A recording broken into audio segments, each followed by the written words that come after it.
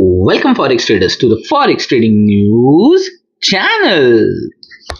और यहाँ पे हम करने जा रहे हैं वीकली एनालिसिस ऑफ गोल्ड यानी XAUUSD का on the basis of fundamental, technical and psychological levels. तो चलिए बढ़ते हैं अपने फर्स्ट सेगमेंट फंडामेंटल एनालिसिस की तरफ। और लास्ट वीक था 2 जून से लेके 6 जून 2025 मंडे टू फ्राइडे, और आने वाला वीक होने वाला है 9 जून 2025 से लेकर 13 जून फ्राइडे 2025, जिसके अंदर हम देखेंगे एशियन, लंदन और न्यूयॉर्क सेशन। तो एशियन सेशन स्टार्ट होता है अर्ली मॉर्निंग 3:35 AM से लेके ऑलमोस्ट एशियन सेशन खत्म होने से पहले स्टार्ट हो जाता है लंदन सेशन अराउंड 11:30। वो सेशन खत्म होने से पहले न्यूयॉर्क सेशन स्टार्ट हो जाता है शाम को 6 बजे, जो कि खत्म होता है रात के अप्रॉक्स 2:30 AM। तो इस तरह से हम 3 साइकिल यानी 3 टाइम जोन के अंदर काम करते हैं। ये टाइमिंग्स मैं आपको इंडियन स्टैंडर्ड टाइमिंग के हिसाब से बता रहा हूँ, और जो आपके सामने स्क्रीन पे डेटा दिख रहा है ये मैंने मेटल माइन की वेबसाइट पे से डिराइव किया है। और एक बार आपको दोबारा बता दूं, जो येलो फ्लैग्स है ये है लो इम्पैक्टेड इवेंट्स, जो ऑरेंज फ्लैग है ये है मॉडरेट लेवल इम्पैक्टेड इवेंट, और जो रेड में दिख रहे हैं वो है हाई इम्पैक्टेड इवेंट्स। तो चलिए स्टार्ट करते हैं fundamental analysis on the basis of Monday का जो हमें दिख रहा है फिलहाल के अंदर। मॉर्निंग एशियन, लंदन और न्यूयॉर्क सेशन के अंदर हमें कोई भी हाई इम्पैक्टेड इवेंट्स नहीं दिख रहे, पर ट्रेडर्स ओवरऑल आपको पता है ग्लोबल अनसर्टेनिटीज, रशिया यूक्रेन की वॉर चल रही है, और प्लस यूएस प्रेसिडेंट ट्रम्प और चाइनीज प्रेसिडेंट ट्रम्प जिनके बीच में एक स्पेशल टैरिफ के ऊपर मीटिंग होने वाली थी, जिसका अभी तक कोई भी अपडेट नहीं आया है। और तो इसके वजह से डेफिनेटली मंडे हमें एक अच्छी खासी वोलेटिलिटी देखने के लिए मिल सकती है। और आप देखोगे तो टेंटेटिव में चाइना का M2 money supply, Chinese new loans, इसकी 2 हमें मॉडरेट लेवल के इवेंट्स दिखाई दे रहे हैं जो कि टेंटेटिव है। अगर डेफिनेटली इनकी न्यूज़ेस आएंगी तो मार्केट में एक अच्छी खासी volatility between Asian and London session में हमें दिखाई दे सकती है। तो ये हो गई। और ग्लोबली जो ट्रेडर्स है वो अपनी पोजीशंस मंडे क्रिएट करते हैं, तो डेफिनेटली हमें मंडे एक अच्छी खासी वोलेटिलिटी देखने के लिए मिलेगी। और अगर आप ट्यूसडे जून 10, 2025 देखो तो हमें एशियन, लंदन और न्यूयॉर्क सेशन के अंदर कोई भी हाई इम्पैक्टेड इवेंट दिख नहीं रहा है। तो हमें डेफिनेटली यहाँ पे मार्केट आइदर साइडवेज होता हुआ, या अगर ग्लोबल अनसर्टेनिटीज रही तो एक अच्छा खासा एक तरफा मार्केट हमें दिखाई पड़ सकता है। But at the same time आप देख सकते हो वेडनेसडे जून 11 एशियन सेशन के अंदर और लंदन सेशन के अंदर कोई भी हाई इम्पैक्टेड या मॉडरेट लेवल इम्पैक्टेड इवेंट्स नहीं है। बट न्यूयॉर्क सेशन के अंदर से शाम को 6 बजे US core CPI, US CPI और US CPI की मंथली और ईयरली डेटा आने वाला है। तो डेफिनेटली यहाँ पे हमें वेडनेसडे इवनिंग न्यूयॉर्क सेशन के अंदर एक अच्छी खासी वोलेटिलिटी देखने के लिए मिल सकती है।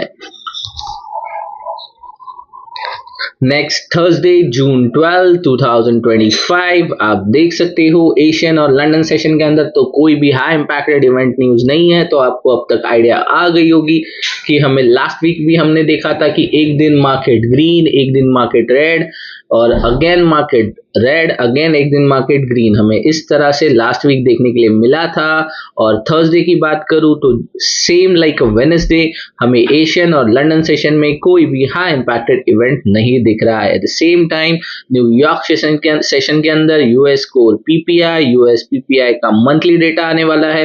तो डेफिनेटली हमें एक अच्छी खासी volatility Thursday evening New York session के अंदर देखने के लिए मिलेगी। यानी थर्सडे और वेडनेसडे हमें न्यूयॉर्क सेशन के अंदर एक अच्छा खासा वोलेटाइल मार्केट देखने के लिए मिल सकता है।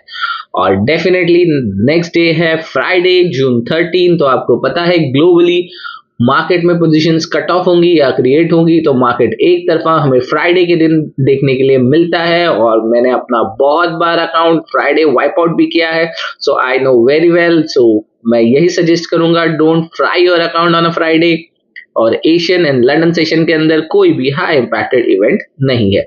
The same Wednesday and Thursday की तरह न्यूयॉर्क सेशन के अंदर स्टार्टिंग में तो नहीं बट 7:30 इंडियन स्टैंडर्ड टाइम के हिसाब से आप देख सकते हो यूएस प्रीलियम यूएमओ का कंज्यूमर सेंटीमेंट और यूएमओ इन्फ्लेशन एक्सपेक्टेशन है। तो डेफिनेटली कंज्यूमर का स्पेंडिंग जो एम्प्लॉयमेंट अगर कम हुई है, एम्प्लॉयमेंट अगर नहीं है तो कंज्यूमर सेंटीमेंट ही लो रहेगा। और साथ ही साथ इन्फ्लेशन, अगर इन्फ्लेशन की रिपोर्ट आएगी तो इन्फ्लेशन रिपोर्ट डेफिनेटली हाई रहेगी। तो इसका गोल्ड में एक अच्छी तरह से एक तरफा मोमेंटम हमें देखने के लिए मिल सकता है। सो हमें बेटर बी मंडे मार्केट अगर पोजीशंस क्रिएट होंगी तो वन साइड दिख सकता है। ट्यूसडे कोई भी मार्केट इवेंट नहीं है हाई इम्पैक्टेड तो मार्केट साइडवेज दिखेगा। वेडनेसडे एंड थर्सडे एशियन और लंदन सेशन में कोई भी हाई इम्पैक्टेड इवेंट नहीं है तो डेफिनेटली न्यूयॉर्क सेशन के अंदर हमें एक अच्छा खासी वोलेटिलिटी वेडनेसडे एंड थर्सडे मिल सकती है। एंड डेफिनेटली फ्राइडे मार्केट में बहुत से पोजीशन नए क्रिएट होंगे और कट ऑफ होंगे तो यहाँ पे न्यूयॉर्क सेशन के अंदर एक बहुत अच्छी वोलेटिलिटी देखने के लिए मिल सकती है। सो ओवरऑल फंडामेंटल एनालिसिस में फिलहाल जो मुझे इवेंट्स के तौर पे दिख रहा है ये, और ये इवेंट्स के अलावा जो हॉट स्टोरीज है अब उसकी बातें कर लेते हैं। सो हॉट स्टोरी के अंदर फर्स्ट है रशिया और यूक्रेन के साथ जो वॉर डील चल रही है। अचानक से इसके अंदर यूएस यूक्रेन और रशिया का जो ट्रायंगल क्रिएट हुआ है तो इसके वजह से हमें अगर मंडे इसके ऊपर कोई भी इवेंट या न्यूज आती है रिगार्डिंग रशिया यूक्रेन वॉर या यूएस का इन्वॉल्वमेंट हमें देखने के लिए मिलता है तो मार्केट हमें दोबारा एक बुलिश सेंटिमेंट दिखा सकता है। और अगर देखा जाए तो I was waiting for China के जो प्रेसिडेंट है उनकी मीटिंग होने वाली थी जो यूएस प्रेसिडेंट ट्रंप है उनके साथ रिगार्डिंग टैरिफ वॉर, तो उनका भी अभी तक किसी भी तरह का कोई भी अपडेट नहीं आया है। अगर ये आज के अंदर या आज रात के अंदर हो जाता है तो डेफिनेटली मंडे मॉर्निंग हमें मार्केट एक शूट अप एक तरफा मोमेंटम दिखाई पड़ सकता है। अगर इस तरह के न्यूज यानी रशिया यूक्रेन और या चाइनीज टैरिफ वॉर के ऊपर अगर कोई भी न्यूज आती है तो आपके टेक्निकल लेवल्स कुछ भी काम नहीं करेंगे और मार्केट आपको एक तरफा दौड़ता हुआ दिखाई पड़ सकता है। सो ये हो गई हॉट स्टोरीज की बातें। चलते हैं अपने फेवरेट पार्ट टेक्निकल एनालिसिस की तरफ।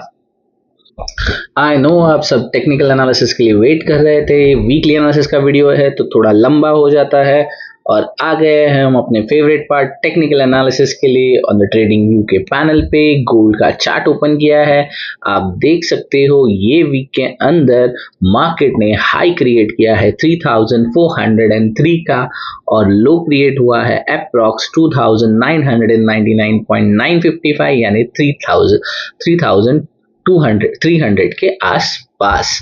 और मार्केट ने क्लोजिंग दी है अराउंड 3309.980 यानी ऑलमोस्ट 3310 के आसपास। और अगर आप कैंडल देखो ध्यान से तो आपको एक हैमर दिखाई देगा जो कि फिलहाल के लिए एक उल्टा यानी शूटिंग स्टार की तरह मार्केट में फिलहाल हमें एक उल्टा हैमर दिखाई पड़ रहा है। इसके बाद मार्केट एक बेरिश सेंटिमेंट देगा या बुलिश देगा ये तो आने वाला वक्त हमें बताएगा। तो चलते हैं, इसे मैं टाइम फ्रेम चेंज कर रहा हूँ वन डे के अंदर। अगर आप वन डे पे देखोगे तो फिलहाल के लिए आपको दिखाई पड़ेगा कि मार्केट ने यहाँ से एक इस तरह से जोन क्रिएट किया है और एक यहाँ से रिजेक्शन दिखाया है। अगर ये रिजेक्शन को इसे वर्क करना है तो मार्केट को सीधा पहले 3200 के नीचे यानी 3100 पे आना होगा। यानी मार्केट को ये सपोर्ट को तो इसने ब्रेक किया है 3250 का सपोर्ट, उसके बाद 3200, देन मार्केट 3100 पे आना होगा अगर ये यहाँ से सेम रिजेक्शन पॉइंट में अगर इसे कैरी फॉरवर्ड करता है तो। बट फिलहाल ग्लोबल सेंटिमेंट्स की तरफ से मुझे नहीं लगता मार्केट यहाँ तक नीचे डाउन साइड की तरफ मोमेंटम करेगा। बट अगर गोल्ड में करेक्शन आना है तो हमें नेक्स्ट लेवल दिखाई पड़ सकता है 3200 और 3100 का। तो ये हो गया 1 डे टाइम फ्रेम पे। बट मैं आपको दोबारा एक बार बता दूं कि मुझे ये जो फॉल दिख रहा है ये प्रोमिनेंट फॉल अभी तक नहीं दिख रहा है, और यहाँ से मार्केट अगर सपोर्ट लेने के लिए आएगा तो 3250 पे दोबारा आने की कोशिश करेगा। पहले उसके लिए मार्केट को 3300 के नीचे आना इम्पॉर्टेंट है। बट मुझे नहीं लगता 1 डे के टाइम फ्रेम पे अगर मेजर सपोर्ट होगा वो 3250 से। आप देख सकते हो यहाँ से एक अच्छा खासा बाउंस दिया था, और अगर दोबारा मार्केट यहाँ पे आता है तो इसे ब्रेक करके यहाँ इसी के अंदर यानी 3200 से पहले मार्केट को सपोर्ट लेके 3400 को दोबारा ब्रेक करना होगा। तो ये हो गया 1 डे टाइम फ्रेम पे। अब मैं टाइम फ्रेम चेंज कर रहा हूँ 1 आवर पे। 1 आवर के टाइम फ्रेम पे अगर आप देखोगे तो मार्केट ने सपोर्ट लिया था 3250 से, और इसके बाद मार्केट ने कुछ इस तरह से जोन क्रिएट किया था। और अगर आप देखो तो ये एक सपोर्ट जोन है जो कि अराउंड है 3000 एग्जैक्ट। मैं आपको 1 आवर के टाइम पे बता दूं तो 3271 से लेके 331। तो मार्केट को अगर एक स्ट्रॉन्ग सपोर्ट जोन आप बोल सकते हो, इसी के अंदर मार्केट 1 आवर के टाइम फ्रेम की बात कर रहा हूँ ट्रेडर्स।